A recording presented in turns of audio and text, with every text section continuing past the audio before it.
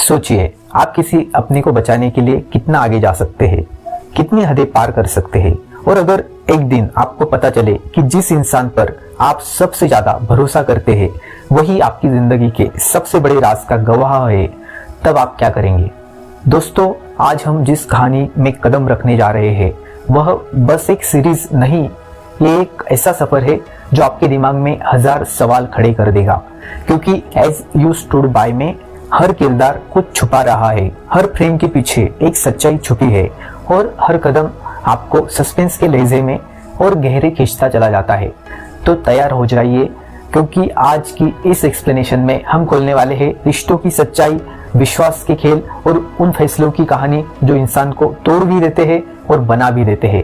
चलिए कहानी शुरू करते हैं। एज यू स्टूड बाय का एपिसोड 1 शुरू होता है जब दो दोस्त ड्राइव पर जा रहे होते हैं। उनसू कार चला रही होती है और हुईसू के चेहरे पर निशान होते हैं। फिर सीन बदल जाता है। एक सामान्य दिन पर हुईसू उनसू से मॉल में लंच के लिए मिलने वाली होती है जहां उनसू काम करती है, लेकिन हुईसू आखिरी समय पर मिलना कैंसिल कर देती है, हालांकि वो पहले से ही मॉल में होती है। दूसरी ओर उनसू को एक समस्या होती है। जब चीनी चेयरमैन का मेहमान जिनसू ओबेक एक हीरे की घड़ी चुरा लेता है, उनसू उसके काम की जगह एक चीनी मार्केट में जाकर उससे पूरा दिन भिड़ती है। आखिरकार ओबेक कहता है कि उसने घड़ी सिर्फ एक व्यापार सौदे के लिए उधार ली थी, लेकिन वह सौदा फेल हो गया। रात को वह घड़ी वापस कर देता है। उनको को उसके पट्टे पर खरोच दिखती है और वह उसे समझाती है कि पट्टा बदल ले। दोनों शराब पीते हैं और माजोंग खेलते हैं। ओबेक उससे प्रभावित होता है और उसे अपनी कंपनी में शामिल होने का ऑफर देता है, लेकिन वह मना कर देती है। काम पर वापस आकर उनसू हुईसू के पति से मिलती है जो नियमित रूप से अपनी पत्नी के लिए ज्वेलरी खरीदता है। वह उलझन में होती है क्योंकि हुईसू को सरप्राइज पसंद नहीं है। फिर एक वीआईपी ग्राहक मिसेस कांग मदद मांगती है। उसके पति ने उसे मारा होता है और उनसू सदमे में आ जाती है। उससे पहले कि कुछ वह कर सके, मिस्टर क्वान आ जाता है और अपनी पत्नी को लेकर चला जाता है। बाद में वह उनसू के नाम पर 500 उपहार खरीदता है इनाम के तौर पर, जिससे उनसू और ज्यादा दोषी महसूस करती है। रात को वह अपनी निराशा जित्सु क्लास में निकालती है। एक फ्लैशबैक दिखाया जाता है।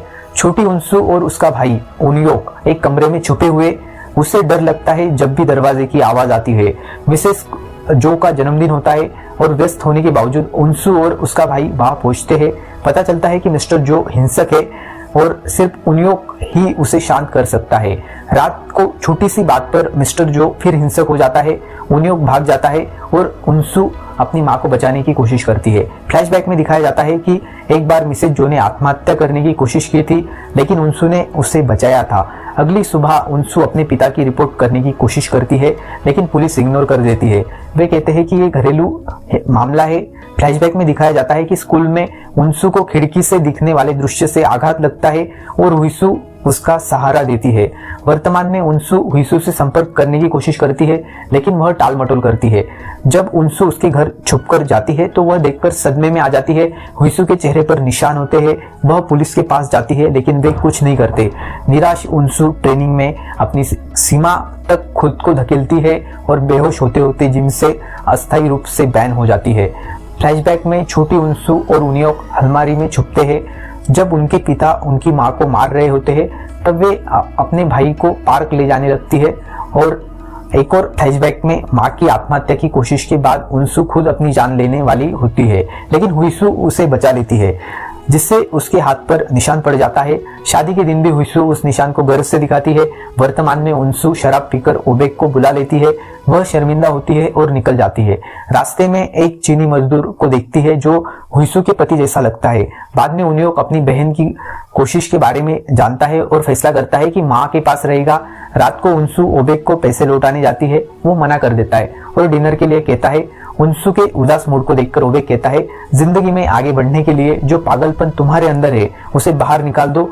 तभी खबर आती है कि मिसेस कांग ने अपने पति की कार के आगे कूदकर आत्महत्या कर ली है। सीसीटीवी फुटेज में वह वही कपड़े पहनी होती है जो उसने मदद मांगते वक्त पहने थे। उनसू सदमे में अपनी माँ और हुईसू को कॉल करती है। माँ सुरक्षित होती है, लेकिन हुईसू कॉल नहीं उठाती। घबराहट में उनसू उसके घर दौड़ती है और समय पर पहुंचकर उसे आत्महत्या करने से रोक लेती है। हुईसू रोकर कहती है कि वह अपनी मर्जी से मरना चाहती है, अपने पति के हाथों से नहीं। गुस्से में उनसू कहती है, उसे मार देते हैं, तेरे पति को ही मार देंगे। एज यू स्टूड बाय का एपिसोड 2 हुइसू के नजरिए से शुरू होता है। जिस दिन वह उनसू को मॉल में छोड़ देती है, वो असल में उसे आखिरी बार देखना चाहती थी क्योंकि वह यूएस से भागने वाली होती है, लेकिन उसका पति जिनप्योंग उसकी बीमार माँ को प्रताड़ित करके उसे रोक देता है और सजा के तौर पर वह उसकी बिल्ली को भी मार देता है। घर लौटने पर वह तेज संगीत चलाकर हुइसू की पिटाई करता है, फिर उपहार देता है और उसके साथ जबरदस्ती रहता है। जिनप्योंग को ओसीडी भी है और वह उम्मीद करता है कि हुइसू भी उसी तरह व्यवहार करे। सख्त शेड्यूल, परफेक्ट रूटीन, कोई गलती, कोई चोट मंजूर नहीं। हुइसू अपनी दवाइयां छुपा कर लेती है और दिन में स्टोर रूम में जाकर थोड़ी शांति लेती है जहां उसकी कला की सामग्री होती है। फ्लैशबैक बताता है कि वह पहले बच्चों की किताबों की चित्रकार थी। वर्तमान में चीजें और बिगड़ती जाती है जब जिनप्योंग घर में सीसीटीवी लगा देता है। इसके अलावा उनसू ओबेक के साथ व्यस्त होती है और कॉल नहीं उठाती। जिनप्योंग हुइसू का फोन चेक करता है और उसे उनसू से दोस्ती करना भी पसंद नहीं। हमें पता चलता है कि जिनप्योंग के मारने की वजह से हुइसू का गर्भपात भी हुआ था, जिसका दोष वह उसी पर डाल देता है। वह हुइसू को तैयार करके एक इवेंट पर ले जाता है। उसकी माँ जोंगसुक टेड टॉक दे रही होती है और चौंकाने वाली बात यह है कि वह खुद भी घरेलू हिंसा से बची हुई है और जिस तरह वो अपने दिवंगत पति का वर्णन करती है वो बिल्कुल जिनप्योंग जैसा ही लगता है। फ्लैशबैक में हुइसू पुलिस के पास रिपोर्ट करने जाती है, लेकिन जिनप्योंग की बहन जिनयांग जो खुद एक पुलिस अधिकारी है उसे पकड़ लेती है। वो हुइसू को चेतावनी देती है कि घरेलू हिंसा के मामले कभी सुलझते नहीं है और किसी भी पति को फंसाना आसान है, मतलब वो अपने भाई को हमेशा बचाएगी।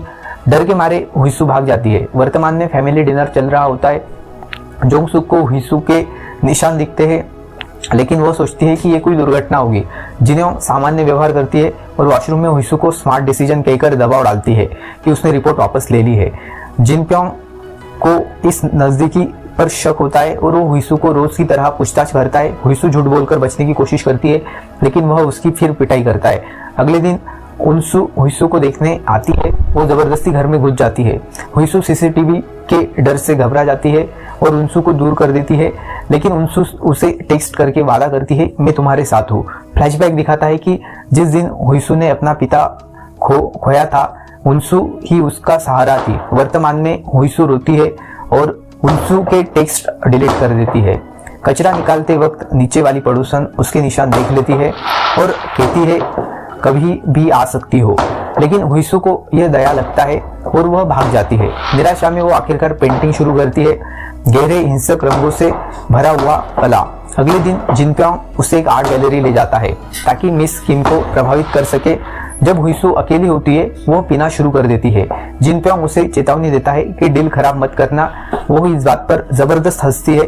फ्लैशबैक में शादी की शुरुआती दिनों में हुइसू की किताब लॉन्च सफल होती है और इटली बुक फेयर का निमंत्रण आता है, लेकिन जिनप्योंग उसे मारकर उसे कैंसिल करवा देता है। वर्तमान में नशे में धुत हुइसू गैलरी में किम की पेंटिंग्स का मजाक उड़ाती है और खुद पर भी हंसने लगती है। जिनप्योंग उसे रोकने की कोशिश करता है, सॉरी भी बोलता है, लेकिन हुइसू नहीं रुकती। मिस किम गुस्से में उसे थप्पड़ मार देती है। जिनप्योंग उसे बाहर खींच ले जाता है। हुइसू को एहसास होता है कि अब वह बड़ी मुसीबत में है। वो माफी मांगने लगती है, लेकिन भागते भागते फूड टेबल से टकरा जाती है। गुस्से में जिनप्योंग उसे फिर प्रताड़ित करता है। हुइसू समझ जाती है कि एक दिन वह उसे मार ही देगा और वह अपनी किस्मत स्वीकार कर लेती है। उनसू समय पर पहुंचकर हुइसू को आत्महत्या से रोक लेती है। हुइसू कहती है कि ये सब तब खत्म होगा जब हम में से कोई एक मरे। उनसू जवाब देती है, तेरे पति को ही मार देंगे। सीन कट होता है। जिनप्योंग पर खून में लथपथ इमारत से गिरा हुआ, पेट में रसोई का चाकू घुसा हुआ एज यू स्टूड बाय का एपिसोड 3 शुरू होता है। जिनप्योंग और हुइसू के घर लौटने से जिनप्योंग कार पार्क करने जाता है और हुइसू बालकनी से कूदने की कोशिश करती है। उनसू समय पर पहुंचकर उसे रोक लेती है। हुइसू मदद लेने से मना कर देती है क्योंकि उसे लगता है कि इससे हालात और खराब होंगे। वह उनसू से छुपने की गुहार लगाती है। जिनप्योंग वापस आता है और उनसू छुपकर सुन लेती है कि वह हुइसू को बहुत बुरी तरह मार रहा है। उनसू के निकल जाने के बाद हुइसू फिर आत्महत्या की कोशिश करती है। इस बार फांसी लगाकर घबराहट में जिनप्योंग उसे बचाता है, लेकिन एम्बुलेंस नहीं बुलाता, उल्टा उसकी फिर पिटाई करता है। हुइसू गुस्से में मांग करती है कि सीसीटीवी हटाओ। वह दोबारा मरने की कोशिश करती है। तब जाकर जिनप्योंग कैमरा तोड़ देता है। जब उसे लगता है कि वह मरने भी नहीं देगा, तब हुईसू आखिरकार उनसू की योजना पर राजी हो जाती है। जिनप्योंग को खत्म करना ही पड़ेगा। वो इतनी बेकरार होती है कि उसे भ्रम होने लगते हैं। खुद को जिनप्योंग को चाकू मारते और बालकनी से धक्का देते हुए कल्पना करती है। इस बीच उनसू ओबेक से अप्रत्यक्ष रूप से विचार लेती है कैसे हत्या करके जेल से बचा जा सकता है। ओबेक सहयोग से कहता है पुलिस को जब लाश ही नहीं मिलेगी तो वह क्या करेगी। दोस्तों, आपसे 2 सेकंड चाहता हूँ। मुझे पता नहीं कि ये वीडियोस आपको कैसे लग रहे हैं, तो मैं जानना चाहता हूँ 99% लोग जो इस चैनल पर वीडियोस देख रहे हैं वो इस चैनल को सब्सक्राइब ही नहीं करते, तो आगे चल के जो भी वीडियोस इस चैनल पर आएंगे वो उनको कैसे देखने को मिलेंगे।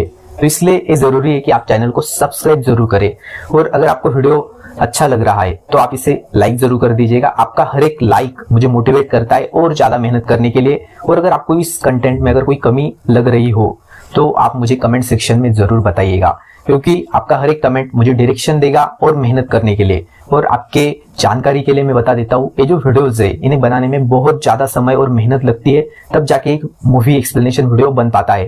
तो अगर आप मुझे कमेंट सेक्शन में बताएंगे कि इंप्रूवमेंट क्या है तो मैं उसे जरूर ऐड ऑन करूंगा। तो चलिए आगे बढ़ते हैं। उनसू को ये बात पसंद आती है, खासकर जब वो जानती है कि जिनप्योंग का दिखना जांग कांग जैसा है जो चीन से छुपकर अवैध तरीके से आया था। उनसू जांग कांग को ऑफर देती है उसे सियोल की फ्लाइट पर जिनप्योंग का पासपोर्ट लेकर जाना है, फिर उसे फेंक देना है। जांग कांग मान जाता है क्योंकि उसकी पत्नी और बच्चे चीन में हैं। हुईसू थोड़ी डर जाती है, लेकिन उनसू कहती है कि अगर जिनप्योंग की आखिरी लोकेशन चीन में दिखे तो कोई उन पर शक नहीं करेगा। जिनप्योंग अपने ऑफिस की राजनीति में व्यस्त होता है। उसका बॉस मिसेस किम को उससे छीन लेता है। जब वह जांच करता है उसे पता चलता है कि उनसू मिसेस किम की निजी दुकान पर थी, और सीसीटीवी में साफ दिख रहा होता है कि उनसू कल रात अलमारी से छुपकर निकल रही थी। जिनप्योंग मानसिक रूप से फंसाने के लिए डिनर का प्रबंध करता है। उनसू और हुईसू के साथ हेरफेर के लहजे में वह उनसू को धमकाता है कि मिस किम को वापस ले आए। उनसू हुईसू के लिए डरकर हाँ करती है और कुछ ही समय में किम को हेरफेर करके जिनप्योंग के साथ डील साइन करवा देती है। फिर शुरू होती है बदला लेने की योजना। वो जिनप्योंग को कंपनी डिनर वाले दिन मारेंगी जब वो नशे में होगा। फिर उसके अकाउंट से किम को मैसेज भेजकर गायब होने का नाटक सेट करेंगी। जांग कांग को बाल कट, सूट और भुगतान का पहला हिस्सा मिल जाता है। जिन्योंग उनसू को जांग कांग के साथ देख लेती है और सोचती है कि उसका भाई अफेयर कर रहा है, और ओबेक भी जांग कांग को उनसू की कार से उतरता देख लेता है। बाद में उनसू उसे कॉल करती है और ओबेक को पता चल जाता है कि जांग कांग चीन जा रहा है। वह उनसू को कॉल करता है लेकिन वो उठाती नहीं है।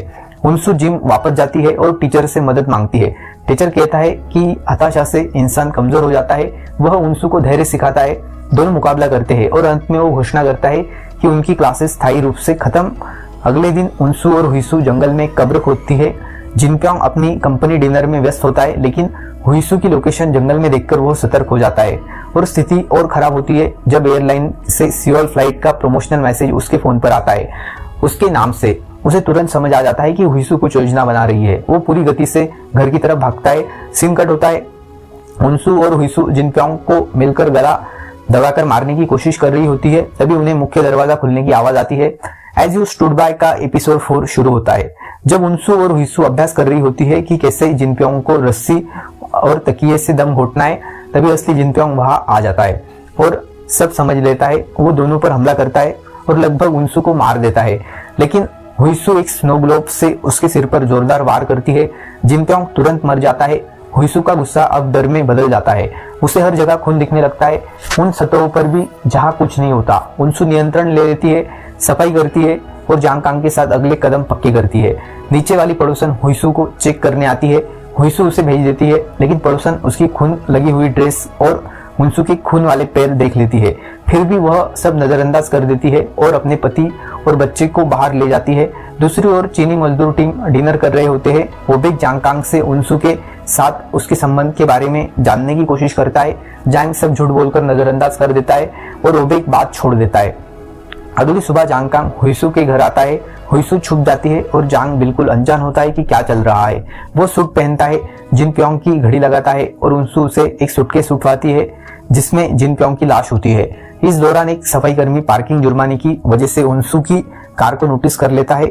जांग कांग के जाने के बाद जिन्योंग ताजगी के लिए आती है। उसे जांगकांग के पुराने जूते दिखते हैं, लेकिन वो समझती है कि वो जिनप्योंग के हैं। वह हुइसू के चोट के निशान और उसकी बेचैन हरकतों पर भी ध्यान नहीं देती। हुइसू पर खून देखकर भी वो सोचती है कि ये यूनिफॉर्म का खून होगा। टूटा हुआ स्नो ग्लोब भी मिलता है, लेकिन वो मान लेती है कि जिनप्योंग ने ही हुइसू को मारा होगा।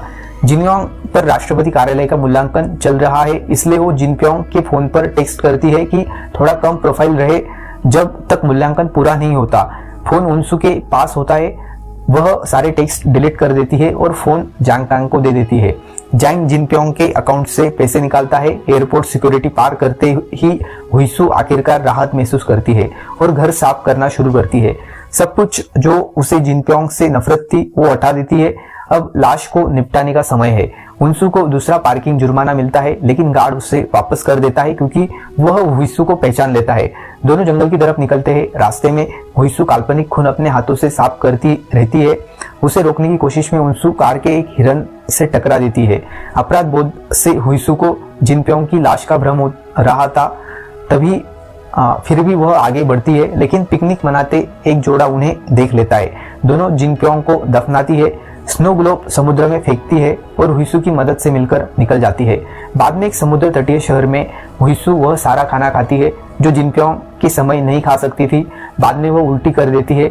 इंतजार करते हुए उनसू को पता चलता है कि रेस्तरां के सीसीटीवी में उन दोनों का पूरा फुटेज आ रहा है। मूड हल्का करने के लिए वो आतिशबाजी लेती है और दोनों रात कार में गुजारते हैं और थोड़ा मस्ती का समय बिताते हैं। अगली सुबह वही जोड़ा जिनप्योंग की कब्र पर पैर रख देता है। उन्हें मिट्टी थोड़ी हिली हुई महसूस होती है और उन्हें पत्तों पर खून दिखाई देता है। वही जैसे ही दोनों फोन ऑन करती है, उनके स्क्रीन टेक्स्ट और मिस्ड कॉल से भर जाते हैं। जांगकांग सुरक्षित चीन पहुंच जाता है, लेकिन जिनप्योंग की मां जिनपियो को कॉल कर रही होती है और उसकी चुप्पी से परेशान होती है। सियोल लौटने के रास्ते में उन्हें एक दुर्घटना का रोड ब्लॉक मिलता है। ट्रैफिक पुलिस गाड़ियों को गाइड कर रही होती है। एक पुलिस वाला उनसू की हेडलाइट पर हिरन का खून देख लेता है। फिर वो दोनों की चोट के निशान नोटिस करता है और डिक्की खोलने को कहता है। डिक्की में तो सोज होती है, इसलिए दोनों घबरा जाती है। एज यू स्टूड बाय का एपिसोड 5 शुरू होता है जब उनसू कार की डिक्की खोलती है। सॉज एक सीट के नीचे रखे होते हैं और पुलिस वाले को बिल्कुल समय पर बुला लिया जाता है। दोनों वहां से बच जाती है और घर चली जाती है। वे खबर चेक करती रहती है। जैसे ही जांच शुरू होती है, जोंग सुक अपने बेटे के गायब होने से बिल्कुल टूट जाती है और हुइसू से सामना करती है कि वह परेशान नहीं लग रही। जिनयोंग हुइसू का साथ देती है क्योंकि वह जांगकांग के कदमों का पता लगा रही होती है और उसे लगता है कि जिनप्योंग का सियोल में कोई गुप्त परिवार है। इस सब के ऊपर कंपनी को भ्रष्टाचार की एक रिपोर्ट मिलती है। हुइसू ने किम के पैसे में से 5 बिलियन अपनी कंपनी के अकाउंट से जिनप्योंग के निजी अकाउंट में ट्रांसफर किए थे और यही वह पैसे थे जो जांगकांग ने निकाले थे। कंपनी अपनी प्रतिष्ठा बचाने के लिए आरोप दर्ज नहीं करती। किम भी इस मामले को छोड़ देती है क्योंकि कंपनी ने उसका नुकसान आर्थिक रूप से कवर कर लिया होता है और पैसे वैसे भी उसके स्लश फंड से आए थे। जिनयोंग भी राहत महसूस करती है क्योंकि पारिवारिक पृष्ठभूमि जांच साफ आ जाती है। वह बार बार हुइसू से माफी मांगती रहती है और उसकी झूठी बातों को भी मान लेती है। फिर हुइसू अपनी जिंदगी सामान्य करने के लिए कोशिश करती है। उनसू नोटिस करती है कि उसकी माँ कभी किसी फोटो में मुस्कुराती नहीं है और कभी कभी उनके शरीर पर निशान भी होते हैं। सुबह को वो अपने पापा को एक आखिरी चेतावनी देती है, अगर उन्होंने कभी उसकी माँ को फिर कभी हाथ लगाया तो पूरा परिवार उन्हें त्याग देगा। फिर वह अलमारी फेंक देती है जिसमें वह और उन्योक छुपते थे। उसकी माँ और उन्योक दोनों खुश होते हैं और इसे एक नई शुरुआत का संकेत समझते हैं। उनसू अपनी माँ को बाहर ले जाती है, उन्हें उपहार देती है और एक अच्छे रेस्तरां में खाना खिलाती है। हुइसू मिनी ड्रेस खरीदने का फैसला करती है। सेल्सवुमन टिप्पणी करती है कि वह सुंदर लग रही है निशान के बावजूद और हुइसू को थोड़ा आत्मविश्वास महसूस होता है। उनसू उसे बाहर ले जाती है और दोनों मजा करते हैं, लेकिन बीच बीच में हुइसू चुप्पी में चली जाती है। कुछ हफ्ते बीत जाते हैं। सबके निशान और चोटें ठीक हो चुकी होती है। हुइसू की मदद करने वाली हुइसू मिनी ड्रेस पहनती है और नीचे वाली पड़ोसन की बेटी उसे तारीफ करती है। वह लड़की जिनप्योंग के बारे में उत्सुक होती है, लेकिन उसकी माँ बस कह देती है कि शायद वो बाहर होगा। हुइसू नई शुरुआत करना चाहती है और उनसू उसके लिए ओबेक के गोदाम में नौकरी दिलवा देती है। ओबेक अभी भी जांगकांग के मामले को लेकर उत्सुक होता है, लेकिन वह मान जाता है। जोंग सुक फिर से हुइसू को चेक करने आती है और सदमे में रह जाती है कि वह घर पर नहीं है। वो सुरक्षा गार्ड को रिश्वत देती है कि वह हुईसू पर नजर रखे। अगले दिन से गार्ड लिखना शुरू कर देता है और हुईसू मुस्कुराती है, मेकअप लगाती है, फोन पर ज्यादा बात करती है और रोज बाहर जाती है, जैसे वह उसके खिलाफ कोई सबूत इकट्ठा कर रहा हो। इस बीच उनसू को मिस्टर क्वान से परेशानी शुरू हो जाती है। एक रिपोर्टर क्वान की घरेलू हिंसा और कांग की आत्महत्या पर जांच शुरू करता है। पुलिस उनसू से बयान मांगती है और उसका मैनेजर कहता है कि वह चुप रहे। पहले तो वह अपनी पुरानी आदत में लौट जाती है, लेकिन जब क्वान उसे चुप्पी के बदले इनाम देने की बात करता है, वह आखिरकार खड़ी होती है। वो कहती है कि वह अपना असली बयान देगी और वहां से चली जाती है। गोदाम में ओबेक हुईसू के कुछ बचे हुए चोट के निशान नोटिस करता है। वह मेहनत से काम करती है और ओबेक उसके बारे में उत्सुक होता है। अचानक उनसू गोदाम आती है। ध्यान भटकाने के लिए वो तीनों कांग के पसंदीदा रेस्तोरां जाते हैं और दुर्भाग्य से वहां उनकी मुलाकात क्वान से हो जाती है। उनसू वॉशरूम में छुपती है, लेकिन क्वान वहां भी आ जाता है। वह उसे धमकाता है और जब वो चुप नहीं होती तो उस पर हाथ उठाता है। ओबेक समय पर पहुंचकर उसे बचा लेता है। गोदाम में तीनों दोबारा मिलते हैं और हुईसू रो देती है। फिर उसने उनसू की तकलीफ पहले नोटिस नहीं की। ओबेक हुईसू को मेहजोंग सिखाता है, जो उसका सामना करने का तरीका होता है। जब वो चिंतित होता है, हुईसू स्वाभाविक रूप से अच्छी होती है और मूड हल्का हो जाता है, लेकिन फिर उनसू ओबेक का टूटा कैलेंडर ठीक करने की कोशिश करती है और वह उसे रोक देता है। वो बताता है कि उस तारीख पर उसके बेटे की पुण्यतिथि होती है। हुईसू और ओबेक दोनों अपने बच्चे को खो चुके होते हैं और वह अपने दुख पर जुड़ते हैं। क्वान बहुत जल्दी जवाबी कार्रवाई करता है और मॉल किसी और को प्रमोट कर देता है। उनसू की बजाय धीरे धीरे हुईसू और उनसू को अपराध बोध होना शुरू हो जाता है और उन्हें जिनप्योंग से जुड़ी चीजें दिखाई और सुनाई देने लगती है। एपिसोड के अंत में कोई हुईसू के अपार्टमेंट में दाखिल होता है और वह डर के मारे बेहोश हो जाती है। एज यू स्टूड बाय का एपिसोड 6 शुरू होता है। वो हुईसू को मुख्य दरवाजा खुलने की आवाज आती है और वह कोई और नहीं बल्कि जांग कांग होता है। हुईसू उसे देखकर सदमे में आ जाती है। वो एक डरावनी मुस्कान देता है और हुईसू उसे जाने को कहती है, वरना वह पुलिस बुलाएगी। जांग कहता है कि उसे पता है कि उन्होंने जिनप्योंग को मार दिया है। हुईसू स्तब्ध हो जाती है और जांग घर के अंदर चला जाता है जैसे कि उसी का घर हो। वह हुईसू को जिनप्योंग का फोन दिखाता है, जिसमें सीसीटीवी कैमरा के पुराने फुटेज होते हैं, जिसमें जिनप्योंग हुईसू को मार रहा होता है। जांग हुईसू से तिजोरी खोलने को कहता है, मगर हुईसू को पासवर्ड नहीं पता होता। तो फिर जांग उसे कल तक का समय देता है कि तिजोरी खोलने को। साथ ही वो 300 करोड़ वॉन की मांग करता है ताकि वो सारा सच पुलिस को न बताए। हुईसू को उसकी सास का कॉल आता है। जांग का जिनप्योंग की घड़ी और कपड़े पहनता है और हुईसू को पैसे जमा करने के लिए 5 दिन का समय देता है। हुईसू जांग कांग के पीछे जाती है। बाहर जांग को सुरक्षा गार्ड देख लेता है और उसे जिनप्योंग समझता है। जांग कहता है कि उसे गाड़ी से कुछ सामान निकालना है और उसे पार्किंग में ले जाता है। उनसू उन दोनों का पीछा करती है। उसे एक चीख सुनाई देती है और जांग बाहर एक खून लगा चाकू लेकर निकलता है। वो हुईसू को चुप करने कहता है और वहां से भाग जाता है। डरते हुए भी वो वहां से चली जाती है। थोड़ी ही देर में वहां पुलिस आती है और हुईसू अपने सारे गहने एक बैग में पैक करने लगती है। रात को उनसू को एक अज्ञात नंबर से कॉल आता है, जो वह नहीं उठाती, लेकिन उसी नंबर से फिर एक मैसेज आता है कि हुईसू का फोन ऑफ क्यों है। उनसू उसे कॉल करती है और वह बताता है कि वह कोरिया लौट आया है। वह उससे भी 300 करोड़ की मांग करता है और 5 दिन देता है। उनसू जल्दी से हुईसू के घर की तरफ जाती है, जहां उसे पुलिस और लोगों की भीड़ दिखाई देती है। उसे लगता है कि कहीं हुईसू को कुछ हो तो नहीं गया, मगर एक आदमी कहता है कि सुरक्षा गार्ड की हत्या हुई है। वह हुईसू को कॉल करती है, मगर उसका फोन ऑफ आ रहा था। फिर वह ओबेक को कॉल करती है। वो उससे हुईसू और जांग कांग के बारे में पूछती है, पर उसे तो जांग कांग के बारे में कुछ पता नहीं। वह अपने कर्मचारी से जांग के बारे में पूछता है तो वो बताता है कि जांग 2 दिन पहले ही कोरिया लौटा है। दूसरी तरफ हुईसू ज्वेलरी स्टोर में अपने गहने बेच रही होती है और अपना फोन चार्ज में लगाने देती है। उसे जांग कांग का कॉल आता है और वह बताती है कि उसे तिजोरी खोल दी है कहीं, और जोंगसुक और जिन्योंग पुलिस स्टेशन के बाहर मिलते हैं। जोंगसुक जिन्योंग को बताती है कि जिनप्योंग की इमारत का सुरक्षा गार्ड मर गया है। वह चाहती है कि जिन्योंग इसकी तहकीकात करे, क्योंकि उसने ही गार्ड को हुईसू पर नजर रखने को कहा था। लेकिन जिन्योंग कहती है कि उन्हें ऐसा करने की कोई जरूरत नहीं है। हुईसू वापस घर लौटती है और उसकी मुलाकात उनसू से होती है। वह दोनों चर्चा करते हैं कि जांग कांग को पैसे कैसे देंगे। हुईसू उनसू को जांग कांग की सच्चाई बताती है और कहती है कि उसी ने गार्ड को मारा। जिन्योंग नए गार्ड से पूछताछ करती है और वह डायरी देता है जिसमें पिछला सुरक्षा गार्ड हुईसू की जानकारियां रिकॉर्ड करता था। जिन्योंग उस डायरी के वह सारे पन्ने फाड़ देती है। दूसरी तरफ उनसू हुईसू को समझाती है कि पुलिस के कारण अब जांग इमारत में नहीं आ सकता और न ही जिन्योंग से मिल सकता है। वहां जिन्योंग को उसका एक पुराना सहकर्मी मिलता है जिसके साथ वह सीसीटीवी फुटेज चेक करती है। उसे एक कॉल आता है और वह बाहर चला जाता है। तभी जिन्योंग एक फुटेज में जैंग कांग, जिसे वो जिनप्योंग समझती है, गार्ड के साथ दिखाई देता है। वह उस फुटेज को डिलीट कर देती है। एक बात वह अपने सहकर्मी से छुपाती है। वह अपने एक आदमी से जिनप्योंग के फ्लैट्स चेक करने को कहती है, जो बताता है कि वह कोरिया नहीं लौटा है और जिन्योंग भी यही चाहती है कि वह न लौटे, वरना उसका प्रमोशन रुक सकता है।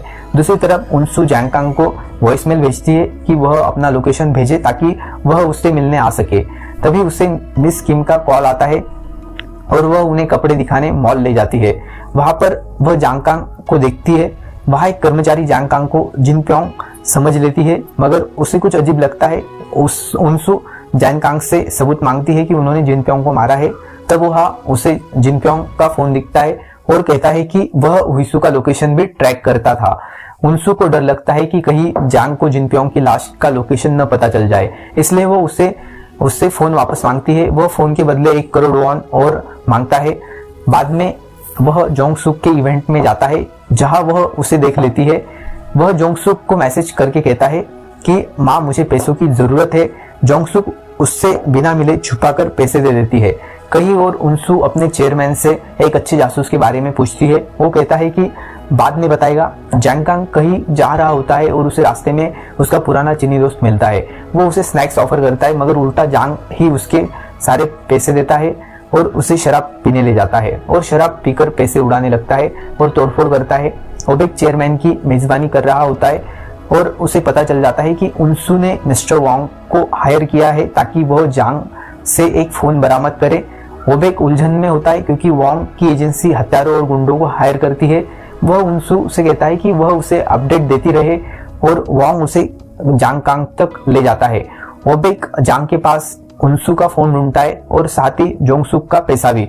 उसका कर्मचारी बताता है कि जैंग 2 औरतों से 300 करोड़ मिलने के बारे में इधर उधर बक रहा था। ओबेक जैंग को याद दिलाता है कि वह अवैध भगोड़ा है, इसलिए परेशानी मत पैदा करे, लेकिन जैंग दिखावा करता है कि उसके पास साउथ कोरियन पासपोर्ट है। उनसू को और ज्यादा परेशान करने के लिए जैंग जंगल में जाता है और जिनप्योंग की कब्र ढूंढ लेता है।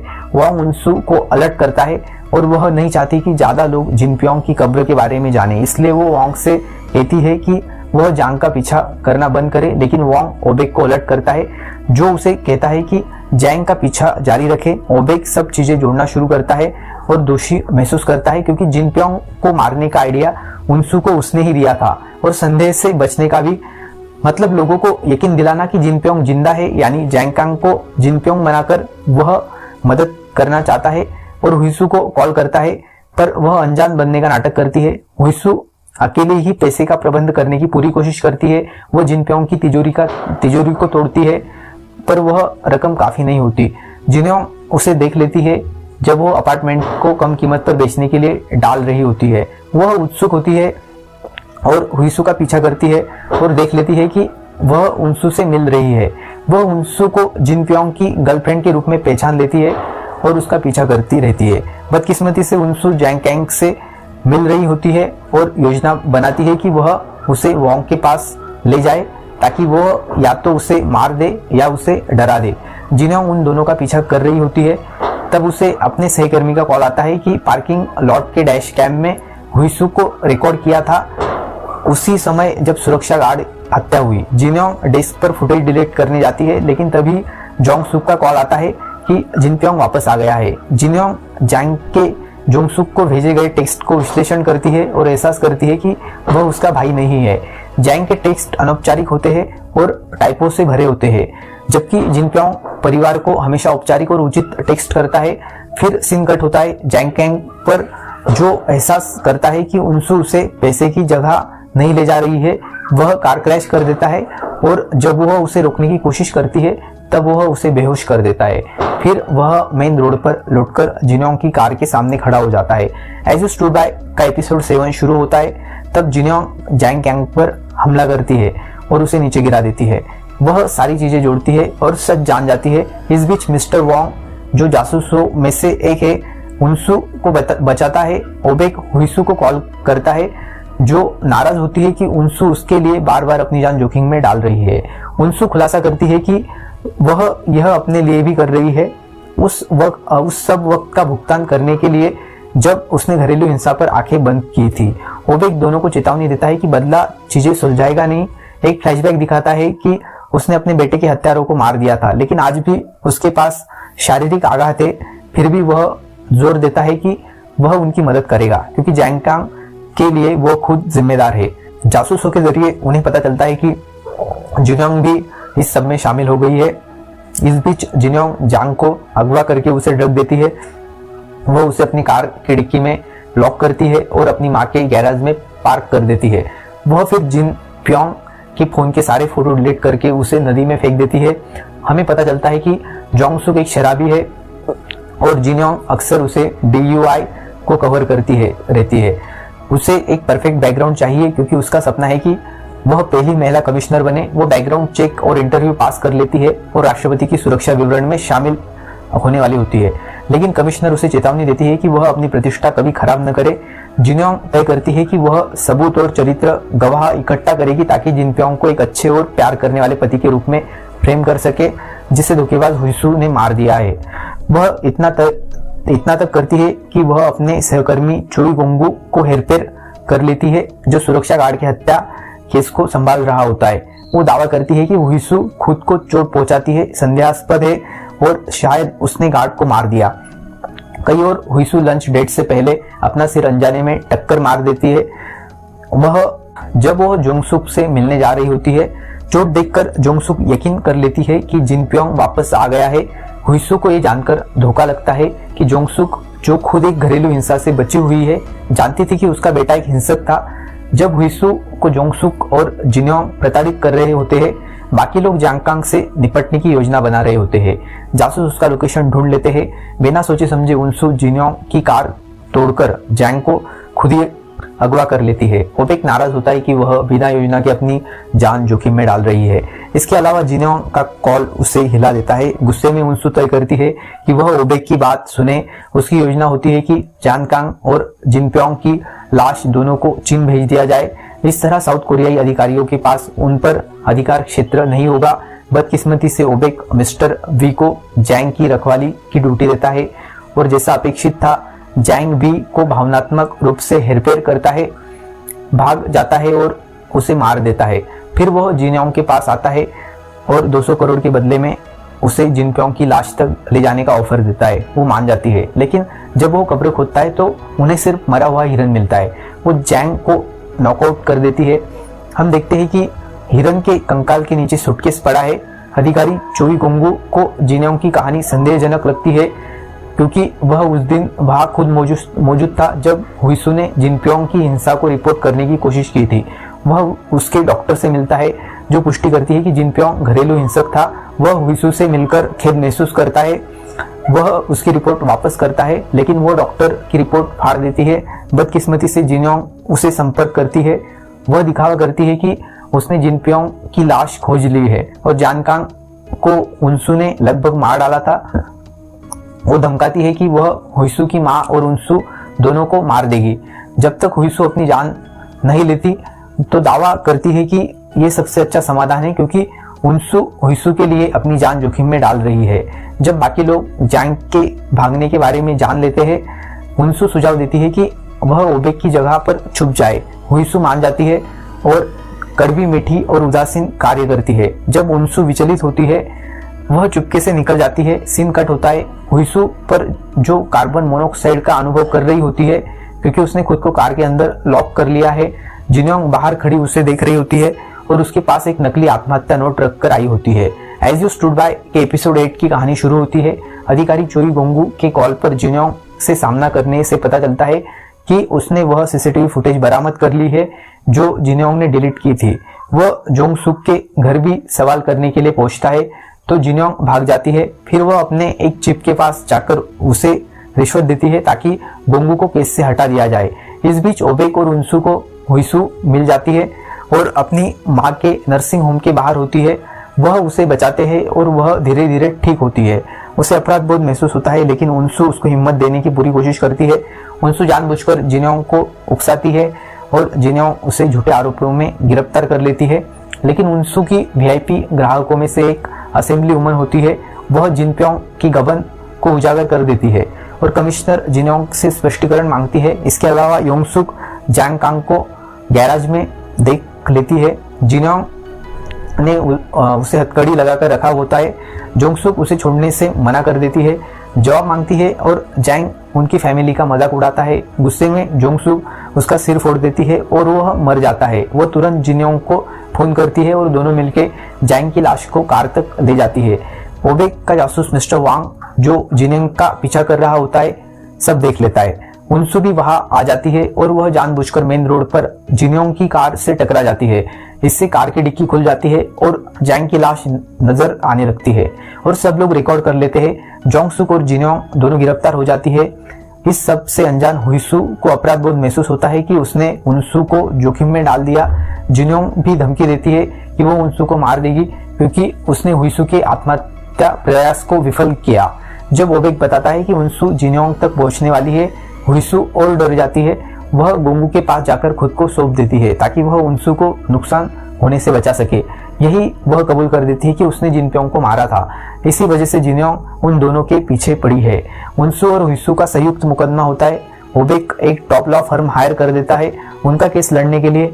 मिसेस जो रो देती है क्योंकि उसे लगता है कि उनसू को इतना सब अकेले झेलना पड़ रहा है। मिस्टर जो एक भी सुनवाई में नहीं आता। सजा सुनाने के दिन हुईसू पूरी जिम्मेदारी ले लेती है।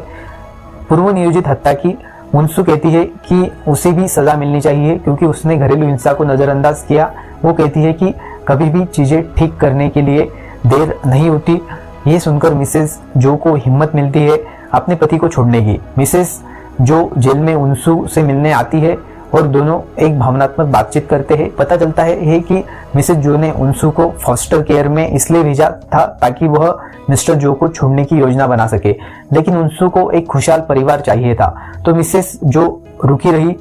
दोनों एक दूसरे से माफी मांगते हैं। मिसेस जो उसे छोड़ने की और उनसू स्वार्थी होने की। हुईसू भी आखिरकार शांति महसूस करती है क्योंकि अब उसे हमेशा सतर्क नहीं रहना पड़ता। उनसू पहले रिहा होती है, थोड़ी देर बाद हुईसू भी रिहा होती है और दोनों को लेने के लिए ओबेक वहां होता है। वो तीनों मिलकर हुईसू की मां की कब्र पर जाते हैं और नया जीवन शुरू करने का फैसला लेते हैं। तीनों वियतनाम शिफ्ट हो जाते हैं। दिन में वह ओबेक के चीनी मार्केट में काम करते हैं और शाम को आराम करते हैं। हुईसू फिर से पेंटिंग शुरू कर देती है और हर दिन को उम्मीद के साथ जीती है। उनसू सर्फिंग शुरू करती है और जिंदगी को उसी तरह फेस करती है। लहर आए या क्रैश हो, मजबूत रहना है। इसी के साथ ये शो यहाँ खत्म हो जाता है। ये एपिसोड आपको कैसा लगा कमेंट में बताइएगा। वीडियो पसंद आया है तो लाइक करें, चैनल पर नए हो तो सब्सक्राइब करें। Thank you so much for watching. मिलते हैं अगले वीडियो में।